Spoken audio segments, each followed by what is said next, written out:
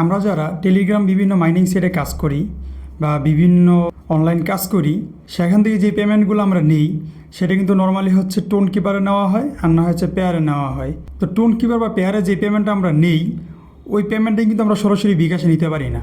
যার কারণে আমাকে অনেকেই মেসেজ দিচ্ছেন যে ভাই, টোন কিপার থেকে এবং পেয়ার থেকে কীভাবে টাকাটা বিকাশে নিব, ওটা নিয়ে একটা ভিডিও দেন।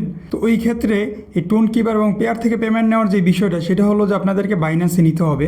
পেয়ারের একটা সিস্টেম আছে যে আপনি পেয়ার থেকে এক্সচেঞ্জ করে তারপর হচ্ছে কি হলো বিকাশে নিতে পারবেন। ওইটা কতটুক সেফ বা কতটুক বিশ্বস্ত ওইটা আমি জানি না, আমি ওটাতে লেনদেন করি না। আমাকে অনেকে বলছে করার জন্য, কিন্তু আমি করিনি।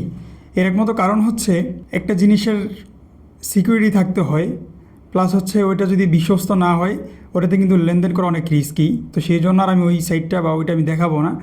আবার হচ্ছে অনেকে এভাবে লেনদেনও করে, সেটা হলো যে ভাই আমি পেয়ার থেকে বিকাশে টাকা এক্সচেঞ্জ করি, আমার সাথে লেনদেন করতে পারেন।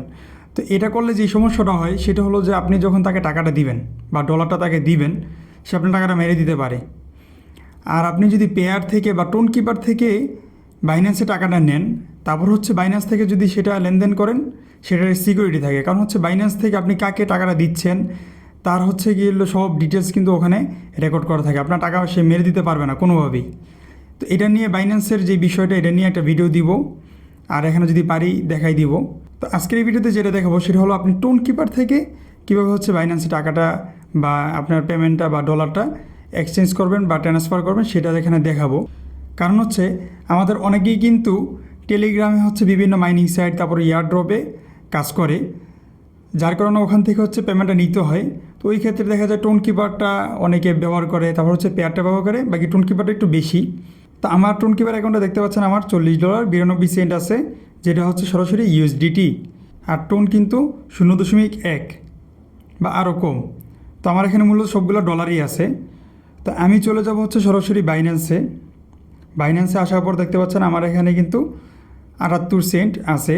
নিচে দেখতে পাচ্ছেন একদম কর্নারে অ্যাসিস্ট একটা অপশন আছে, এই অ্যাসিস্টটা আমি ক্লিক করে দিব। অ্যাসিস্টে ক্লিক করার পর দেখতে পাচ্ছেন এরকম একটি অপশন আসছে। এখানে হচ্ছে স্পট যে অপশনটা, এটাতে ক্লিক করে দিব আমি। স্পটে ক্লিক করার পর দেখতে পাচ্ছেন এখানে আমার 3টা নেটওয়ার্ক আসছে, একটা হচ্ছে ইউএসডিটি, তারপর হচ্ছে হেমিস্টার, তারপর হচ্ছে বিএনবি।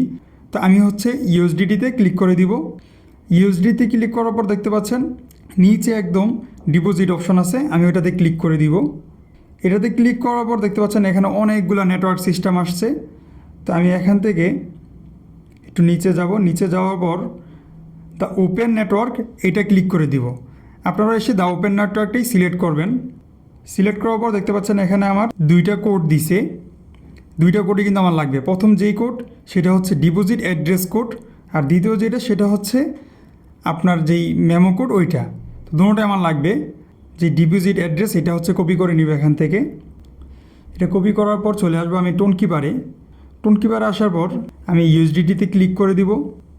ইউএসডিটিতে ক্লিক করার পর দেখতে পাচ্ছেন উপর সেন্ড অপশন আছে, আমি সেন্ডে ক্লিক করে দিব।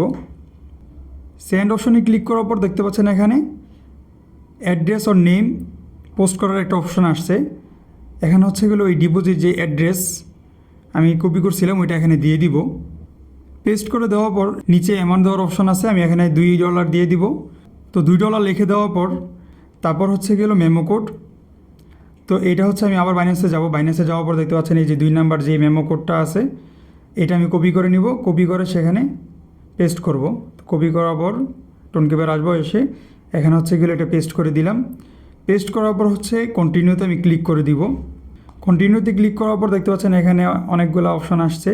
তো এখানে হচ্ছে কনফার্ম দিয়ে দিব আমি। এগুলো সব আপনারা চেক দিয়ে নেবেন, কারণ একটু যদি ভুল হয় তাহলে কিন্তু আপনার এই পেমেন্ট আর পাবেন না। এটা যে কোথায় চলে যাবে এটা আপনি নিজেও বলতে পারবেন না, এবং এটা আপনি ফিরেও আনতে পারবেন না। তো যদি বড় অ্যামাউন্টের হয় তাহলে কিন্তু আপনারই লস। তো সব কিছু চেক দিয়ে দেওয়ার পর কনফার্মে ক্লিক করে দিব আমি। কনফার্মে ক্লিক করার পর এখানে হচ্ছে অ্যাক্সেস চাচ্ছে, তো অ্যাক্সেসটা আমি দিয়ে দিছি, ডান হয়ে গেছে। তো এবার আমি কিছুক্ষণ অপেক্ষা করব। বাইন্যান্সে গেলাম, বাইন্যান্সে গিয়ে একটু অপেক্ষা করে আমি দেখতে পাচ্ছেন আমার এখানে একটা মেসেজ চলে আসছে যে আমার যেই $2 ডিপোজিট করছি ওইটা সাকসেসফুল হয়েছে। তো আমি যদি একটু রিফ্রেশ দিই, রিফ্রেশ দেওয়ার পর দেখতে পাচ্ছেন আমার কিন্তু $2 অ্যাড হয়ে গেছে। তো আপনারা হচ্ছে এইভাবে টোন কিপার থেকে হচ্ছে যদি ইউএসডিটি থাকে সেটা হচ্ছে বাইন্যান্সে ট্রান্সফার করে ফেলবেন। তারপর হচ্ছে বাইন্যান্স থেকে আপনারা এই ডলারটা বিক্রি করবেন, এবং এটা নিয়ে একটা বিস্তারিত ভিডিও আসবে।